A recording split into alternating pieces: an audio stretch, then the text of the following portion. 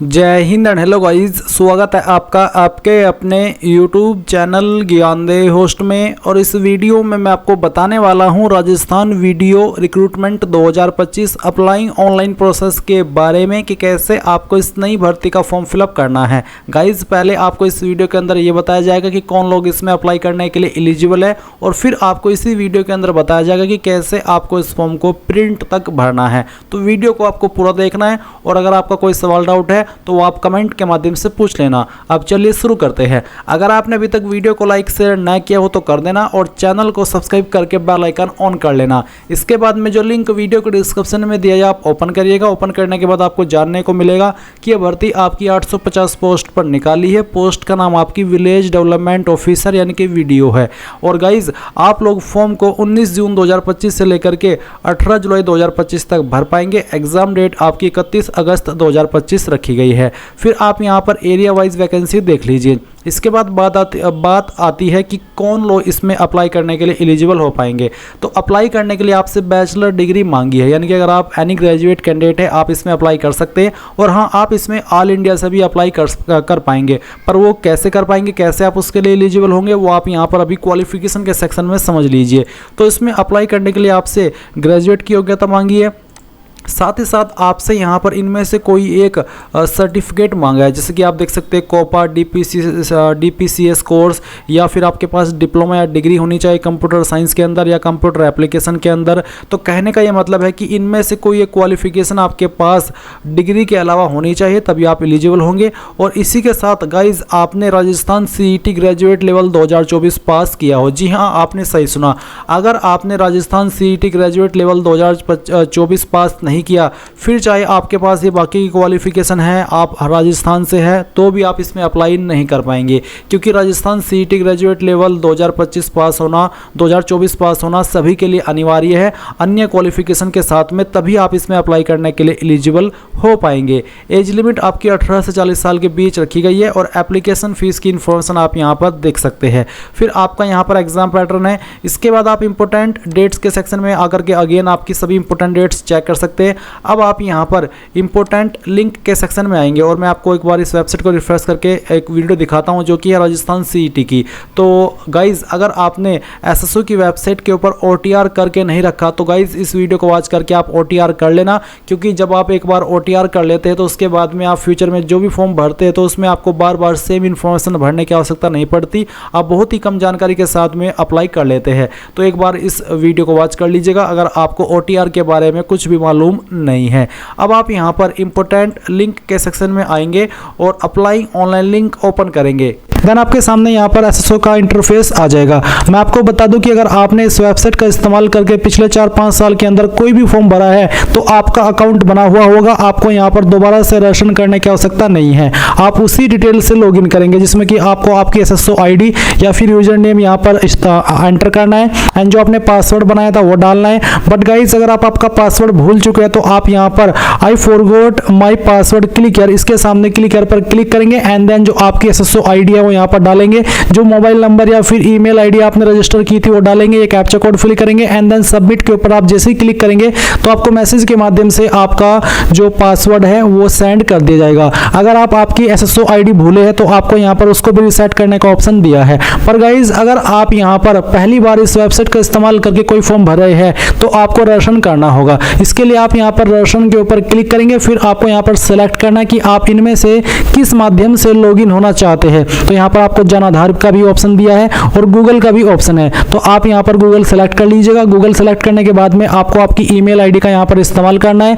कोई भी email ID आप यहाँ पर डालिए, एंड देन नेक्स्ट के ऊपर क्लिक कीजिए। अब गाइज, यहाँ पर आपके सामने कुछ ऐसा इंटरफेस आएगा। जैसे ही आप अपनी ईमेल आईडी एंड उसका पासवर्ड डाल करके लॉगिन कर लेंगे, अब आपको यहाँ पर आपकी SSO ID बना लेनी है। आप अपनी ईमेल आईडी के अकॉर्डिंग जो SSO ID फैच की गई है, अगर यही रखना चाहते तो ये भी रख सकते हैं। अगर आपको इसमें कोई बदलाव करना है तो वो भी आप कर सकते हैं। फिर आपको एक पासवर्ड बनाना है नया, और आपका एक पासवर्ड कैसा होगा वो आप देख लीजिए। पासवर्ड के अंदर इंग्लिश का कैपिटल लेटर कम से कम एक, स्मॉल लेटर कम से कम एक, ज़्यादा कितने भी हो सकते हैं, स्पेशल कैरेक्टर और साथ ही डिजिट का आपको इस्तेमाल करना है। तो कुछ इस तरह का पासवर्ड बनाने के बाद में उसको दोबारा डालेंगे, वेरीफाई कर देंगे, अपना मोबाइल नंबर डालेंगे जो कि आप रजिस्टर करना चाहते हैं, और यहाँ पर ईमेल आपकी ऑलरेडी दी गई है। इसके बाद में आपको रजिस्टर के ऊपर क्लिक करना है। अब गाइज आपके सामने लॉगिन का पेज आएगा, जैसा कि आप यहाँ पर देख सकते हैं। अब आपको यहाँ पर वो आपकी SSO ID डालनी है जो कि अभी आपने बनाई है, या फिर आपका यूजर नेम डालना है, आपका पासवर्ड डालना है जो कि अभी आपने बनाया, ये कैप्चा कोड डालेंगे एंड देन लॉगिन के ऊपर क्लिक करेंगे। अब गाइज आपके सामने यहाँ पर ये अपडेट प्रोफाइल का ऑप्शन आएगा। तो आपको सबसे पहले आपका फर्स्ट नेम एंटर करना है 10th के सर्टिफिकेट के अकॉर्डिंग, फिर आपको आपका लास्ट नेम एंटर करना है। इसके बाद डिस्प्ले नेम अगर आप अपना चेंज करना चाहते हैं तो ये भी आप यहाँ से चेंज कर सकते हैं। फिर आपकी जो डेट ऑफ बर्थ है वो आपको यहाँ पर इस तरह से कैलेंडर के ऊपर क्लिक करके सिलेक्ट कर लेनी है, पहले ईयर फिर मंथ और उसके बाद में डे। देन गाइज यहाँ पर जेंडर आपको सिलेक्ट करना है। अगर आप यहाँ पर नंबर ऐड करना चाहते हैं, आपने नहीं किया तो आप यहाँ पर इसके सेक्शन के ऊपर क्लिक करके अपना नंबर डालेंगे, सेंड OTP पर क्लिक करेंगे तो OTP जाएगा, वो OTP यहाँ पर डाल करके वेरीफाई करना है।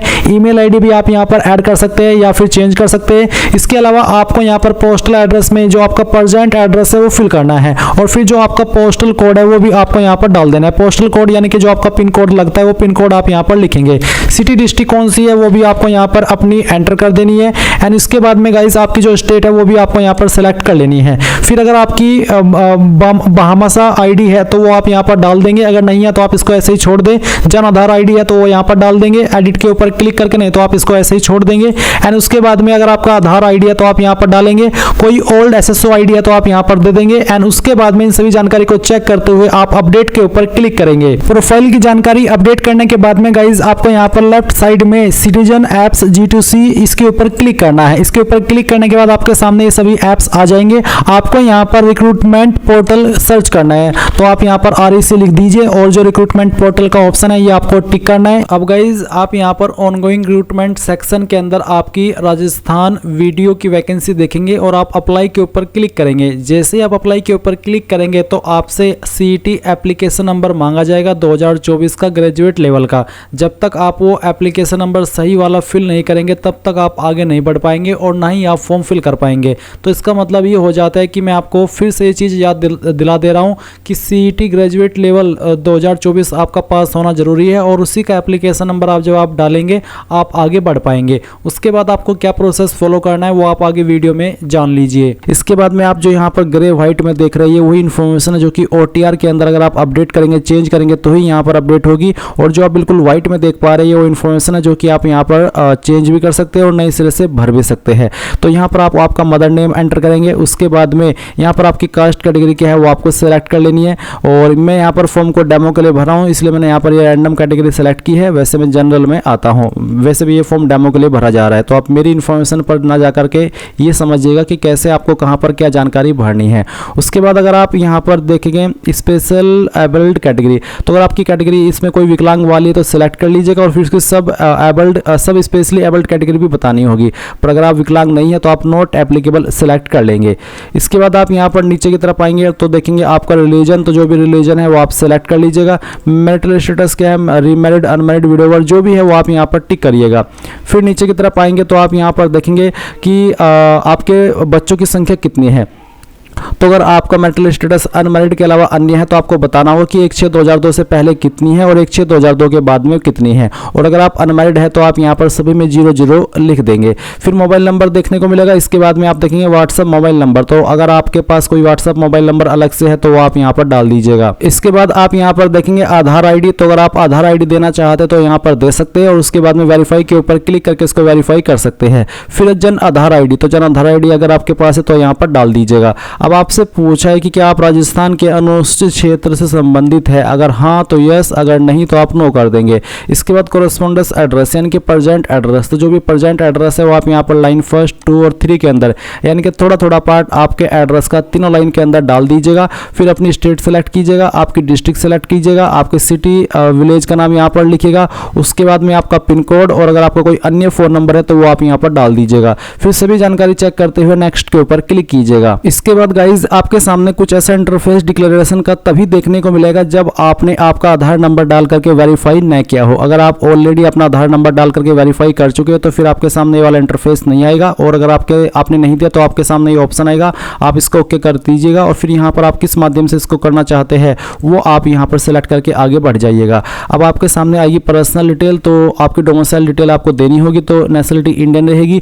होम स्टेट को आप यहाँ पर सेलेक्ट कर लेंगे, होम डिस्ट्रिक्ट आप यहाँ पर सेलेक्ट करेंगे। फिर आपसे पूछे कि आप इंडिया के अंदर किसी अन्य कंट्री से सेटल हुए हैं, अगर हाँ तो यूएस, नहीं तो आपको नो करना है। इसके बाद यहाँ पर है लाइसेंस टाइप, तो आपके पास किस तरह का लाइसेंस है, हैवी व्हीकल का या फिर लाइट व्हीकल का, तो जो भी है वो आप यहाँ पर सेलेक्ट कर लीजिएगा, हैवी तो हैवी और लाइट तो लाइट। फिर जो भी लाइसेंस नंबर है वो यहाँ पर डाल दीजिएगा और लाइसेंस आपका कब तक वैलिड है वो आपको यहाँ पर सेलेक्ट कर लेना है। उसके बाद में यहाँ पर आएगी स्पेशल कैटेगरी, तो अगर आप एक्स सर्विसमैन है आप यहाँ पर यस करेंगे, नहीं तो नो करना है। क्या आप एक आउटस्टैंडिंग स्पोर्ट्स पर्सन है, अगर हाँ तो यस, नहीं तो आप नो करेंगे। फिर इसी प्रकार से क्या आप मौजूदा सरकारी विभाग या सार्वजनिक उपक्रम कर्मचारी है तो आप यहाँ पर इसमें यस करेंगे, नहीं तो आपको नो करना है। अगर आपकी इनमें से कोई अन्य कैटेगरी है, स्पेशल कैटेगरी जो यहाँ पर दी गई है जैसे कि एक्सप्रेशनर, एनसीसी कैडेट, इंस्ट्रक्टर, तो आप सेलेक्ट कर ले, नहीं तो नॉट एप्लीकेबल के ऊपर क्लिक करेंगे और इसके बाद नेक्स्ट के ऊपर क्लिक कर देंगे। अब गाइज आपके सामने यहाँ पर क्वालिफिकेशन का सेक्शन आ जाएगा और मैं आपको बता दूं कि क्योंकि मैंने सीईटी ग्रेजुएट लेवल 2024 पास नहीं किया है तो मेरे पास यहाँ पर सीईटी का नंबर नहीं था, इसलिए मैं यहाँ पर आपको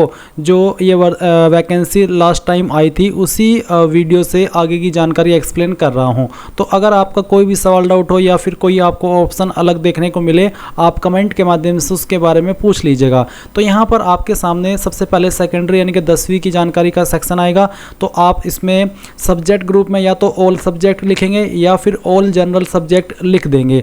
उसके बाद आप यहाँ पर देखेंगे नेम ऑफ बोर्ड, तो आपने किस बोर्ड से आपकी 10वीं की है उस बोर्ड का नाम आपको यहाँ पर देना होगा।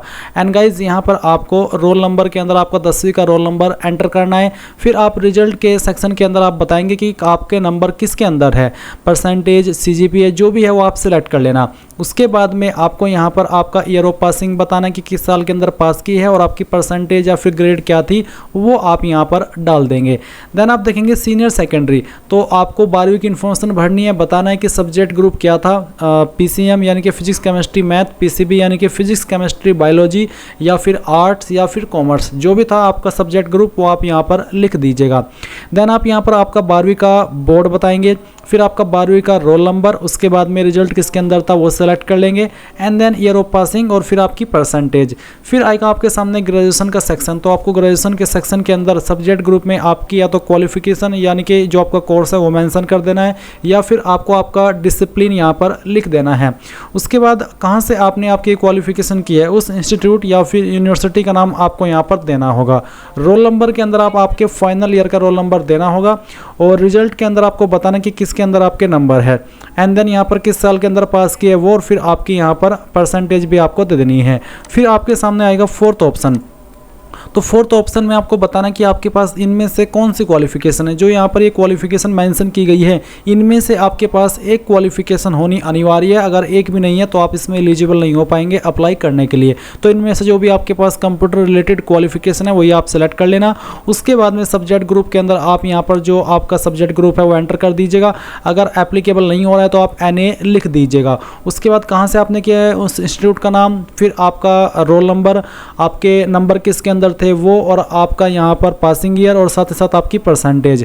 फिर यहाँ पर नीचे आपको देखने को मिलेगा डिग्रेड डिटेल्स, तो अगर आपकी इनमें से कोई चीज़ है कि आप कभी यूपीएससी या फिर किसी अन्य एग्जाम बोर्ड से निकाले गए हो तो आप यस करना, नहीं तो आप नो कर दीजिएगा। फिर ये सभी जानकारी चेक करने के बाद जब आपको लगे कि आपने सभी जानकारी भर दी है तो आप यहाँ पर नेक्स्ट के ऊपर क्लिक करेंगे। गाइज अगर ऐड के ऊपर क्लिक करने के बाद एरर आता है तो आप उसको ऐड मत कीजिएगा, बस सिंपली नीचे नेक्स्ट के ऊपर क्लिक कर दीजिएगा। अब आता है आइडेंटिफिकेशन एंड इनक्लोजर, तो आप यहाँ पर फोटो साइन अपलोड करेंगे, फोटो का साइज 50 से 100 KB और सिग्नेचर का साइज 20 से 50 KB रखा है। फॉर्मेट भी आप यहाँ पर देख सकते हैं, तो चूज फाइल के ऊपर क्लिक करेंगे और जहाँ पर भी आपकी फोटो फाइल है वो आपको यहाँ पर सेलेक्ट कर लेनी है। तो आप फोटो सेलेक्ट कीजिए, ओपन कीजिए। मैं फॉर्म डेमो के लिए भरा हूँ तो मैंने एक रैंडम फाइल सेलेक्ट की है। फोटो के नीचे डेट लिखना अनिवार्य नहीं है, मेरे पास एक फोटो के नीचे डेट लिखा हुआ फोटो है इसलिए मैंने यही सिलेक्ट किया है।